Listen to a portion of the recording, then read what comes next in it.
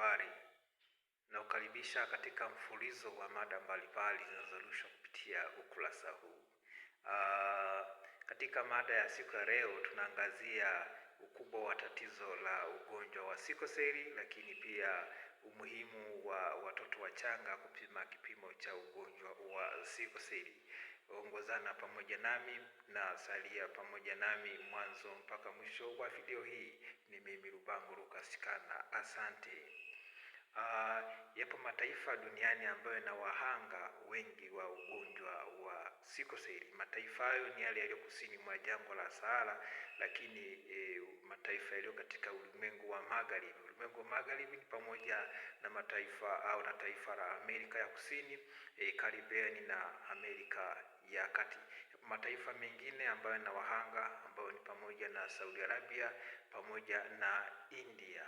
Lakini hapo mataifa mengine ambayo yako kwenye ukanda wa bahari ya Mediterranean, nazungumzia hapo mataifa kama Ugiriki, Uturuki pamoja na Italy.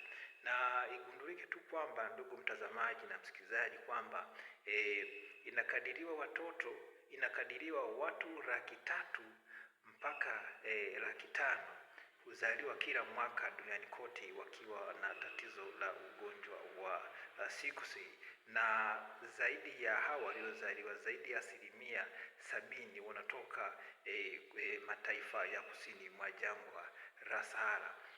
Kwa hapa Tanzania, ambayo ni miongoni mwa nchi za kusini mwa jangwa la Sahara, inakadiriwa ni kwamba watoto 8,000 mpaka 10,000 huzaliwa kila mwaka wakiwa na tatizo la ugonjwa wa sikoseli, na inakadiriwa pia kwamba 15% mpaka 20% ya watu wote nchini Tanzania wana vinasaba vya ugonjwa wa sikoseli.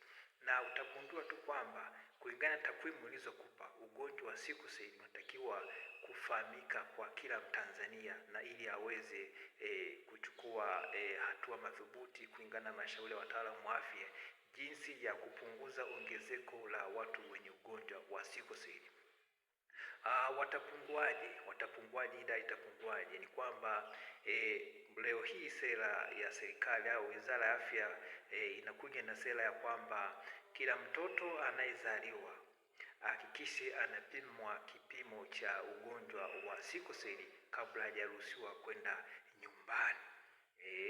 Mtoto amezaliwa, hakikisha anapimwa kipimo cha ugonjwa wa sikoseli kabla ya kuruhusiwa kwenda nyumbani.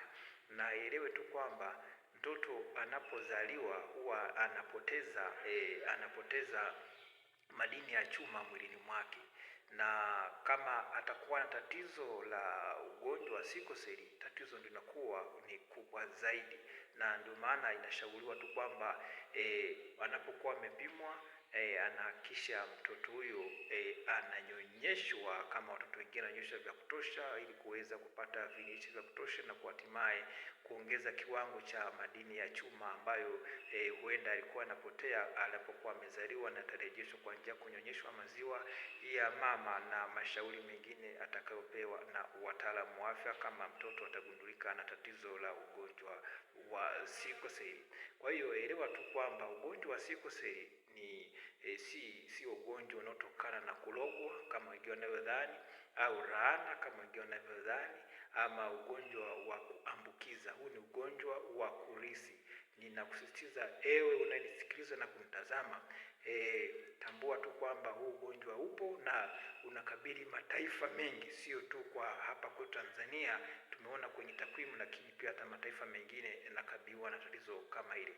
Ndio maana tunashauriwa hakikisha tunadhibiti ugonjwa au ongezeko la watu wanaougua ugonjwa huu. Na nikukumbushe tu kwamba hata kabla ya kuoa au kuolewa, hakikisha unapima kipimo hiki ili usije mkazaa watoto wenye vinasaba au wenye ugonjwa wa sikoseli.